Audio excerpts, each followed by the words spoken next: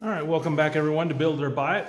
It's my channel where I fabricate different things and then determine whether or not it was better to build it cost-wise and design-wise versus buying it. So we're back on the 20-ton press, and I didn't really do much off camera since the last episode. All I did was I made the spacer pins that go here on this end, like I told you I was gonna.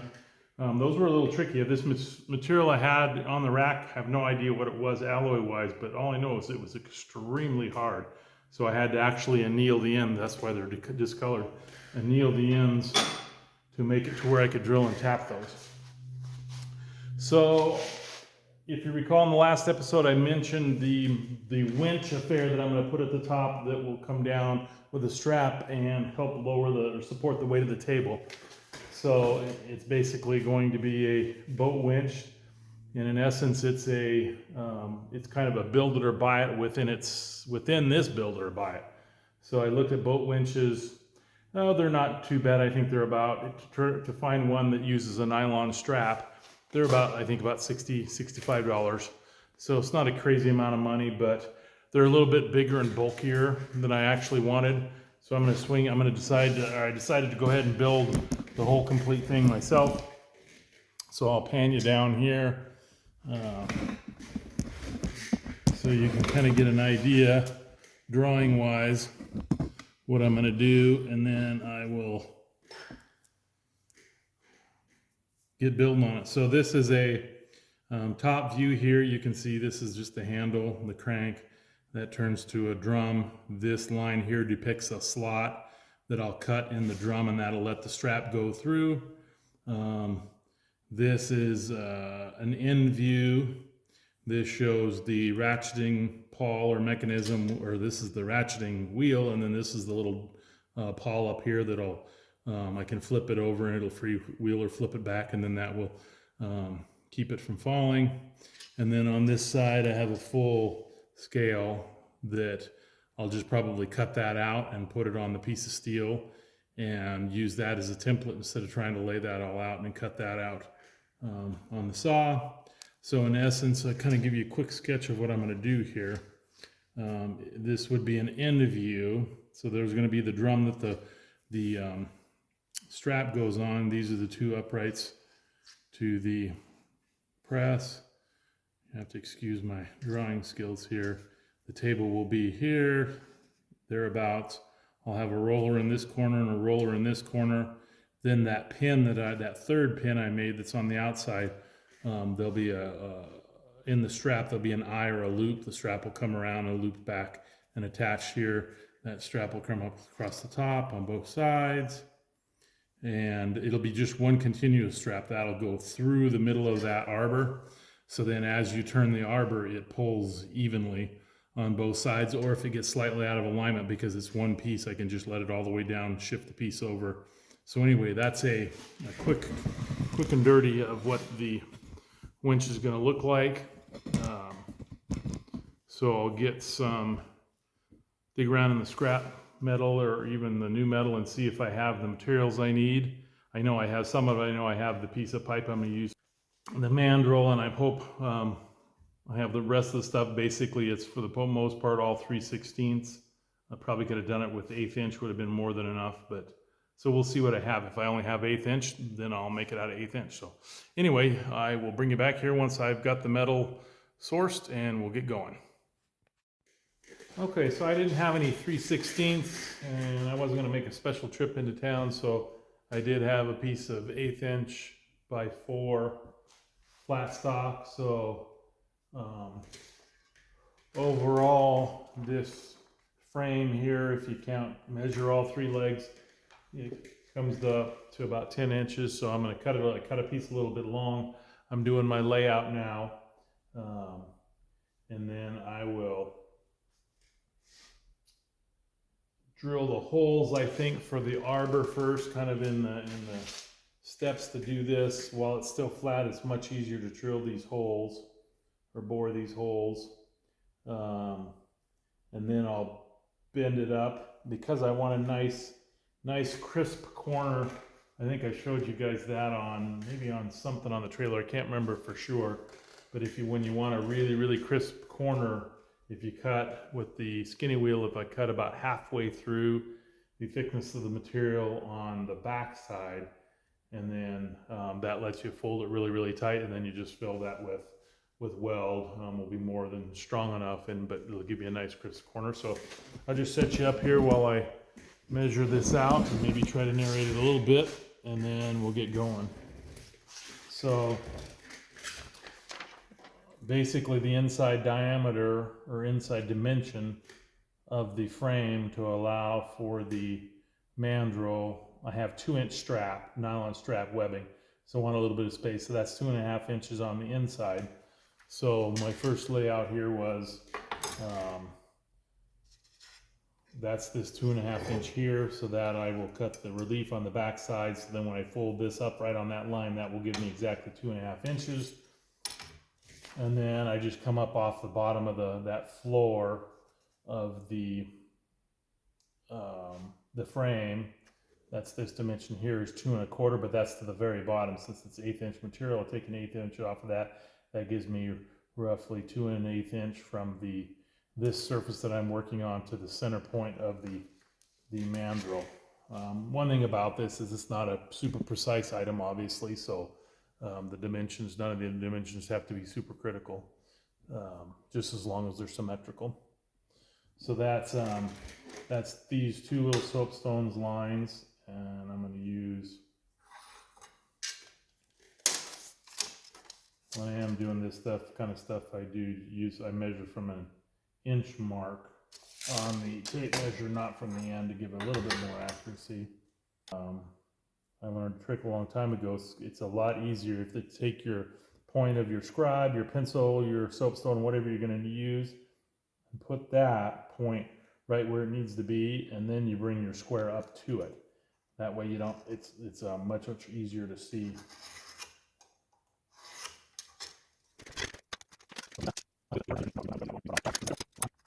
Alright, so that's the center of where those two holes will go. That's really the only thing that on this piece that there is for layout. I gotta look to see, excuse me, if I got a hole saw that the arbor is 1 3/4 or give or take. I gotta double check that, but I think it's right at 1 3/4. So I want a hole pretty close to that. So we'll see how it goes. If I don't have something pretty close, then I'll get as close as I can and maybe set the boring bar up and finish those in the boring bar. So anyway, let me figure out what I've got in the way of hole saws or the right size saw, and then I'll bring you back. Okay, so the pipe I'm going to use for the mandrel looks about 1 inch, 630 thousandths or so. So that would be like 1 5/8 plus a little bit. I don't happen to have a 1 5/8 hole saw. All I've got is a 1 1/2. So, but that'll get me really close, and then I'll either use the boring bar, or I might try one other method that you haven't seen if I can fit it in there. So I'll get the hole drilled here with the hole saw. I'm not a real fan of hole saws and metal, but it is what it is. Let me grab some cutting oil. As you can see, I'm on the old drill press here, this really old Delta One Milwaukee, but I like it much more than I do the newer drill press. This doesn't have as many speeds, so if I need faster speed, I'll use the other one. This has a much longer quill travel. This is, I think, got 3 or 3.5 inches of quill travel. It's just overall a much tighter drill press. It has a depth stop on it, the other one doesn't have, and it has a quill lock, so you can run the quill down as far as you want, engage the lock, and it stays where. So let's say you were going to use like a drum sander or something in it and needed to run it down and lock in place. It has that other one doesn't have. So anyway, let's get going here and see how this turns out. I've got it in the lowest speed that it'll go, which is probably a little fast, but just see what happens. Probably going to get a lot of squalling and some chatter, so I'll probably have to edit that out. If it's not too bad, I'll leave it running.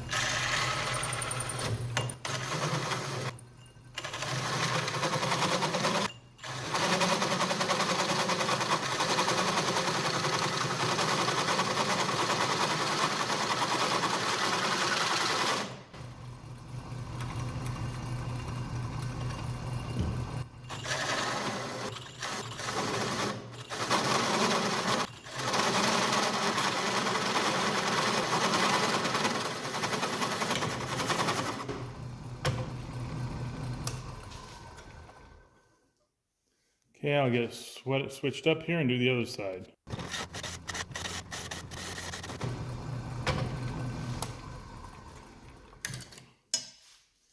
All right, there's 2 holes that should be in the right spot, and now I'll get set up to make them a little bit bigger and bring you back. Okay, so I decided I'm going to do something a little bit different to show you another technique if you happen to have a lathe. So I'm going to bore these in the lathe.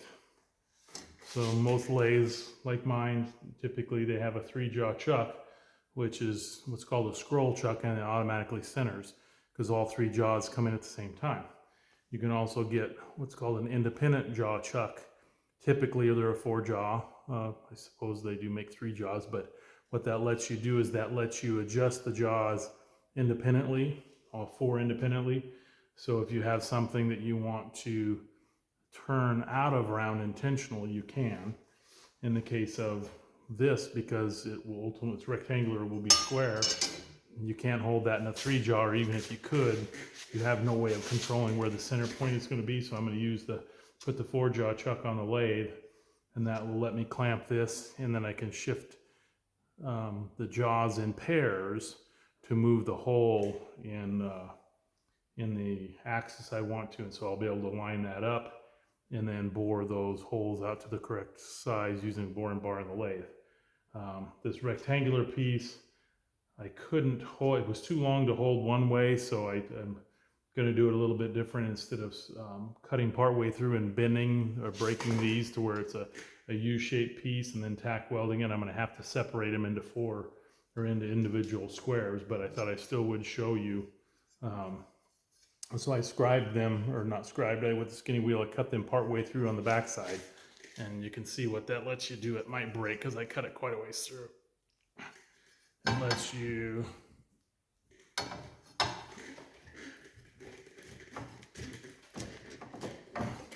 bend the piece 90 degrees, almost there.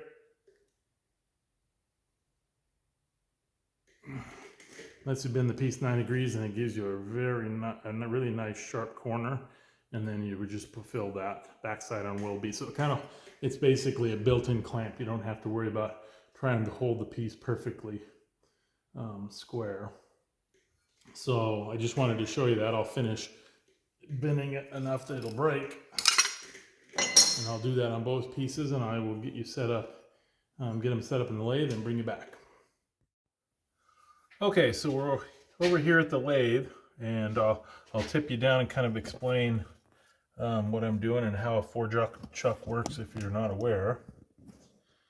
So as you can see, the 2 sides of the mount, I have them tacked together like I do most operations. I'm just going to bore them both at the same time, so they're tacked together.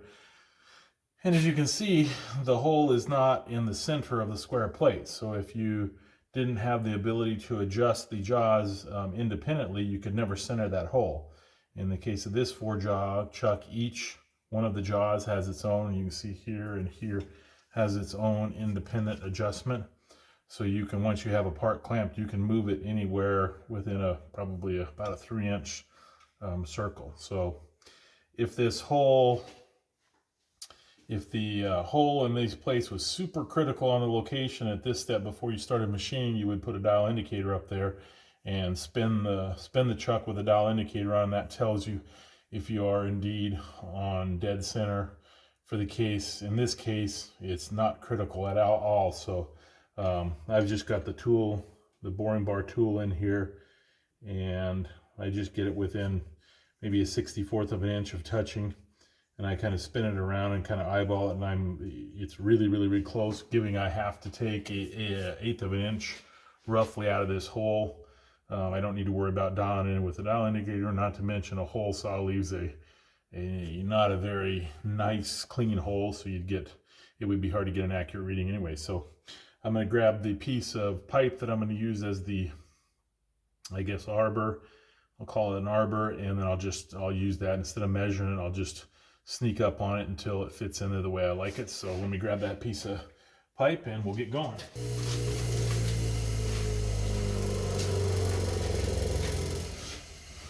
All right.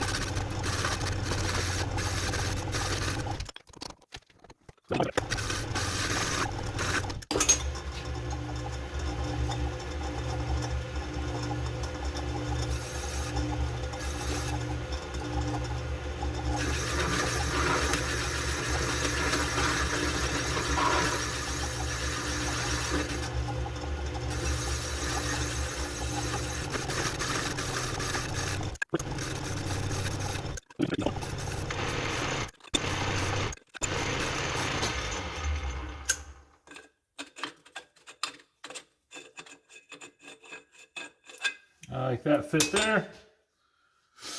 So that takes care of that.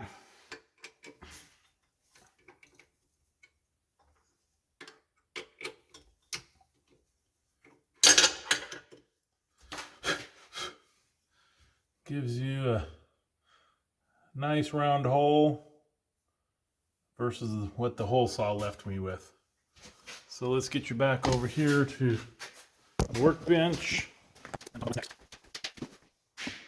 So I'll get these, let me get these cut apart, and then basically we're gonna set them, I'm gonna clean them up a little bit, get the sharp edges off of them, and we'll clamp them up here on the base plate and tack them back in place to make that U-shaped piece. So stand by.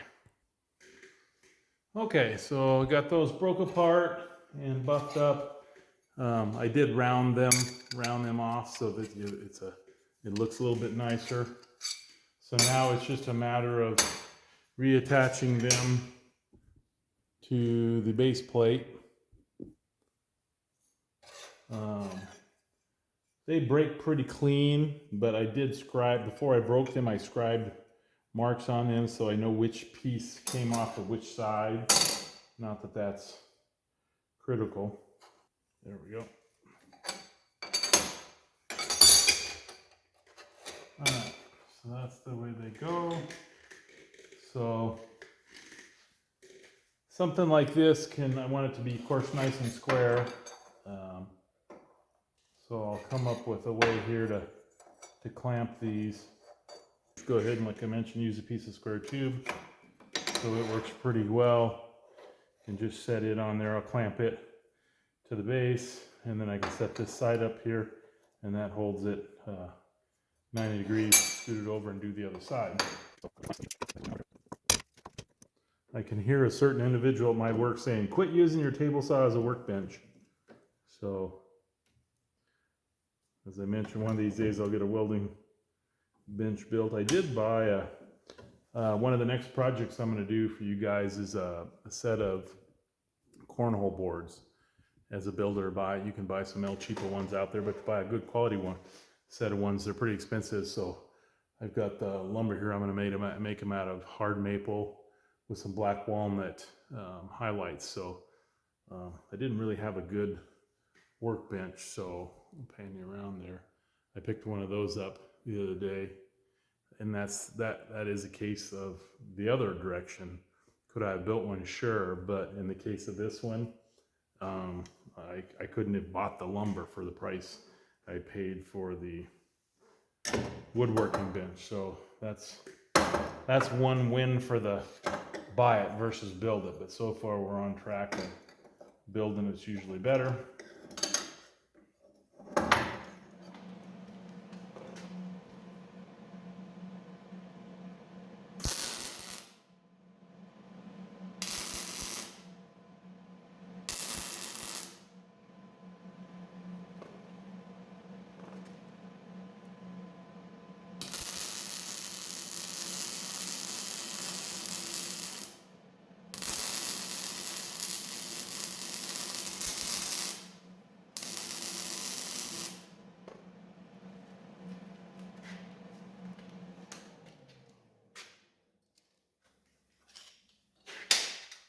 We'll clamp this other side on.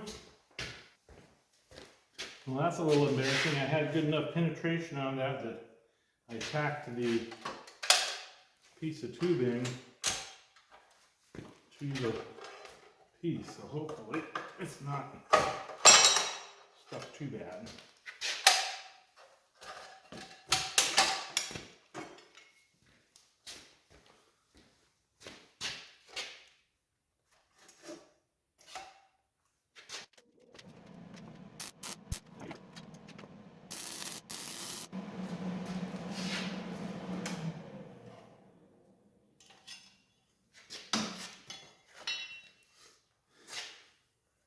All right, so that creates that U-shaped frame, still with nice square corners that we would have had if I hadn't have needed to put that up in the lathe.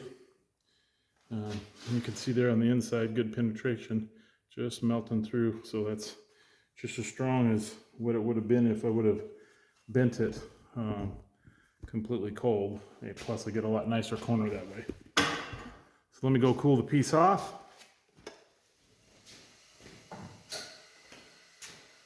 Alrighty.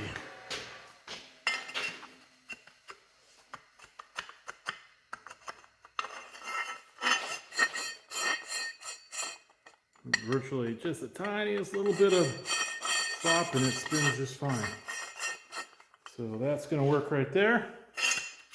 I'll swing it around here so you can kind of see. I mean, I described how it's going to work, but so that'll sit up on here. I'm going to use those same two studs that I held the cylinder in. Those will go through the bracket. So those serve a double purpose. So it will bolt down right there at the top. There'll be a hand crank out here in the front. And as I talked about, then the straps will come over here, go across the roller on the side, and they will come down and attach to that third pin that I made. So that's the overall plan. So I'll get these, I'll clean up the welds a little bit. So it'll sit nice and flat. This is pretty flat anyway, where that was a V that kind of acted as a relief in the filler in there. So I'll get those cleaned up, get the holes drilled in here, and then we'll talk about making the little ratchet tooth piece. Okay, so the next piece to work on is that little ratchet piece. I just cut the template out. It was to scale when I printed it, so I just cut that out of the piece of paper. I'll stick that to the piece of steel and cut right to that line. I was going to do that. It's too, I don't want to try to cut that, of course, with the plasma or the torch, because it would just be too crude of a cut. It needs to be fairly precise, so I'm going to saw that. You could do it with a cutoff wheel, but I'm going to saw that. I was going to put the bimetal blade in the bandsaw, but then I remembered that I had cut out a piece of steel that had a piece of slag left on it that I didn't see, and so that took the edge off of all the teeth. So I got to get a new blade ordered. So what I'm going to do in the meantime is use the Portaband, trying to hold that course and feed a piece through it would be difficult. So I've seen a lot of other people do it online. So it's not like it's my new idea or anything. So I'll swing you around here and show what I did. I just basically took about an hour this morning and made up a quick mount for it.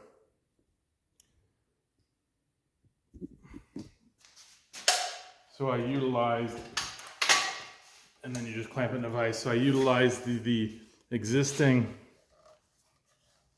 see if I can get it where you can see it here, There was already 2 threaded holes in the frame where the original fence, for lack of a better term, was bolted to. And then this bottom portion of the saw it's a cast aluminum, but it was really thick there. I did pull the drive wheel off and looked underneath to make sure there wasn't anything in the way that would be a problem, and there wasn't. And it's probably a good 1/4 of an inch to 3/8 of an inch thick there. So, and it was a nice flat spot, so I bolted this plate, made this fence plate, bolted it on first, made this piece bolted in on. That way they were both clamped exactly where they needed to be, and then put a piece of square tube up there, tack that in place, and that way when you bolt it down, both pieces come in contact with the frame at the same time. And then it's just a matter of putting it in any vise. It does remove, and it doesn't affect it any, but realistically it doesn't really get in the way that much. It kind of even gives you an extra handle, so I think I'll probably just leave it on there permanently. And if I had to use the Portaband as a Portaband, you could just leave it on there.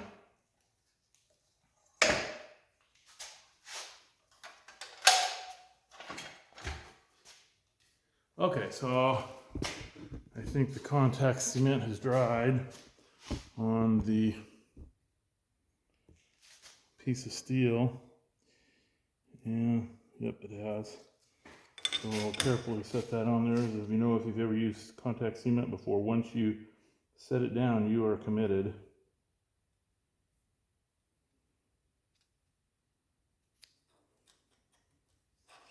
There we go. So that's just on a piece of another 1/8 inch material. So we'll see how. I've never used a Portaband as a vertical bandsaw before, so we'll see how this goes. Scoot you in here a little closer. And it doesn't have like a drill or something. It doesn't have a trigger lock button that you could engage to stay it on. So I'm just using a regular old spring clamp.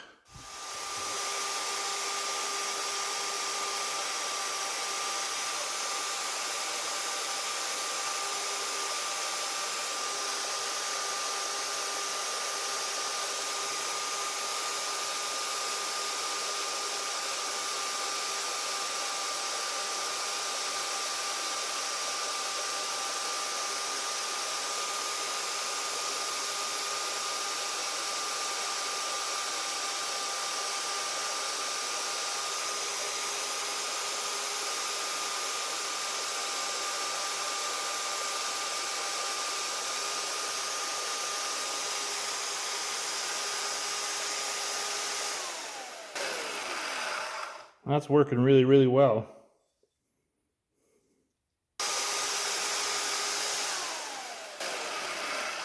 Okay, there's that one notched out right there. So I will get the rest of them cut out, and then we'll go from there.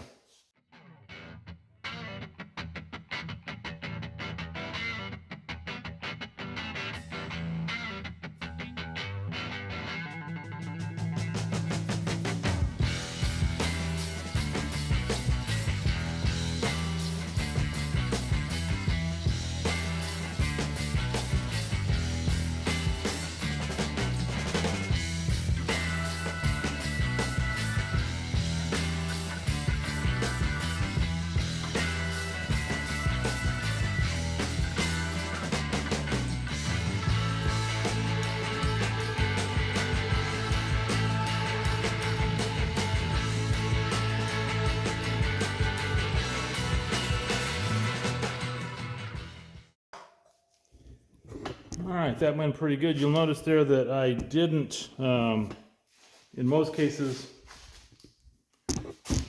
I tried not to cut all the way through because those pieces are pretty small, and I was trying to keep from them dropping down into and running through the guide bearing. So that's why you see me stop short and I just grab it and break it out. So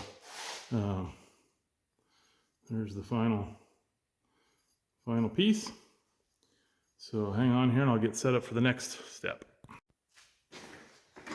Okay, so I got the paper off that. All I did was just spray some brake clean on that and let it sit for a minute, and it goes through and loosens up the contact cement. So got both sides cleaned up now. Okay, so I wasn't sure how much footage I had, so I went in the house and edited what I had, and it turns out I had way more than my normal 30-minute shut-off point. So I am gonna shut it off right about here. Again, thanks for watching my content. I'll pan you around here and give you a sneak peek of what's in the next episode, because I had actually finished it today when I was out in the shop working. So there is the completed unit. So come on back for episode 6, and I'll show you how I finished the rest of the assembly on that. Again, thanks for watching my content. Like, subscribe, and ring the bell. Thanks.